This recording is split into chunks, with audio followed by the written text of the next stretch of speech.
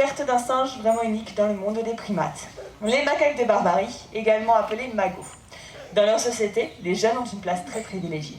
Les bébés sont le centre d'intérêt pour tous les membres du groupe. Et ce qui est exceptionnel, c'est que même les mâles adorent s'en occuper. Encore plus surprenant, ils utilisent ces bébés pour entrer en contact amical entre eux. Avec un petit peu de chance, on pourra peut-être l'observer pendant cette présentation. Avant de leur distribuer un petit goûter, j'aimerais vous parler des magos sauvages. En seulement 30 ans, leur nombre au Maroc et en Algérie a été divisé par 2. Aujourd'hui, il en resterait moins de 8000.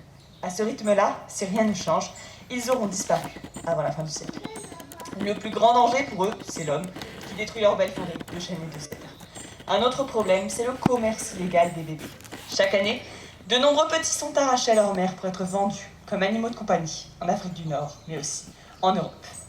Du coup, j'aimerais vous poser une petite question.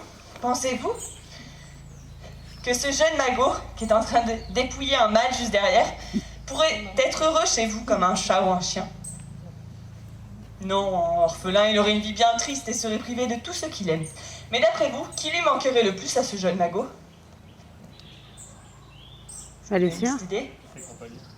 Oui, voilà, sa famille, ses congénères, une belle forêt et la liberté. Comme tous les singes, les magos sont des animaux très sociaux.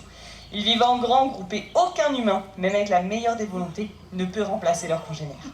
Pour assurer leur avenir, les macaques de Barbarie ont donc besoin de notre aide. Il est urgent de préserver leur dernier refuge montagneux en créant davantage de parcs nationaux et de réserves.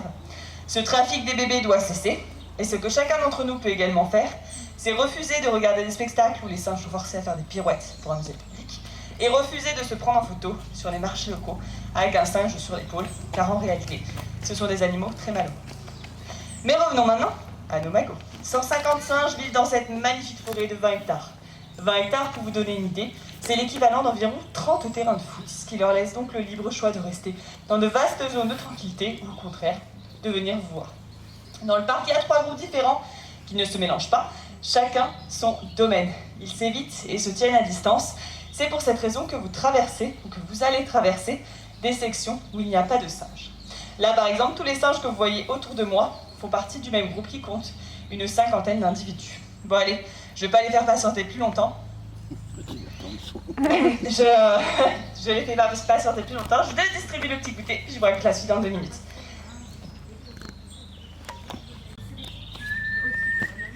Oh putain, c'est comme si de notre faire.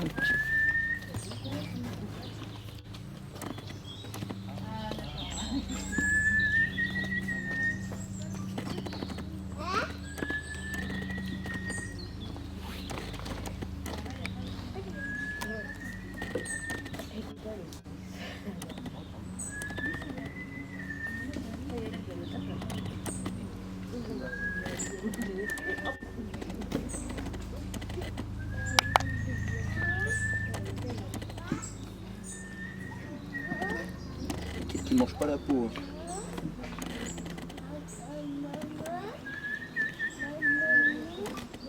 Question pour vous. D'après vous, alors c'est pas facile, hein. Pourquoi, mais on sait jamais, pourquoi ce mâle-ci ne pourrait-il pas être chef? Trop jeune. Exactement. Il est bien trop jeune. Il faut savoir que le chef, c'est toujours un mâle adulte dans la force de l'âge, généralement âgé, entre 10 et 15 ans. Celui-ci, là, il aurait le bon âge pour être chef. Et pourtant, ce n'est pas lui. D'après vous, qu'est-ce que le chef a de plus que lui? Je vous donne un petit indice, le chef, il n'y est pas arrivé tout seul. C'est en rapport avec les autres singes du groupe. Est-ce que vous avez une petite idée? Pas d'idée? Il a été papa?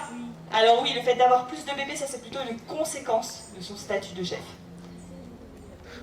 Il y a plus de femelles. Et pareil, plus de femelles, ça va être la même chose. C'est comme plus de bébés, conséquence du statut de chef.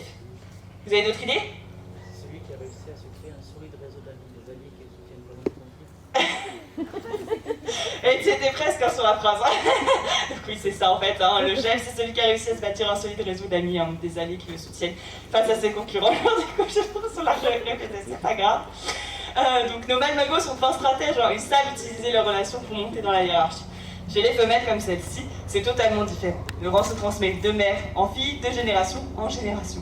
Et ça s'explique assez simplement. Une mère soutient régulièrement sa fille lorsqu'elle est en contact avec d'autres singes, et très vite, lorsqu'elle a un conflit avec d'autres singes, et très vite, tous les membres du groupe comprennent que la fille occupe le rang juste sous sa mère. Et la femelle que je vous ai montrée tout à l'heure, celle-ci, c'est la femelle la plus haut placée des femelles de ce groupe. Donc avant elle, c'était sa mère, et autrefois, sa grand-mère. Donc en résumé, si on prend un jeune magot, si c'est une femelle, on connaît déjà son futur en adulte. À l'inverse, si c'est un mâle, aucun pronostic n'est possible. Tout va dépendre de lui. Qui sait peut-être même que dans quelques années, c'est lui qu'on représentera comme le chef de son groupe.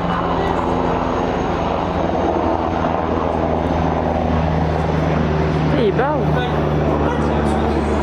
Donc voilà, je sais pas si je vous laisse la parole, je ne sais pas si vous avez des questions sur les singes.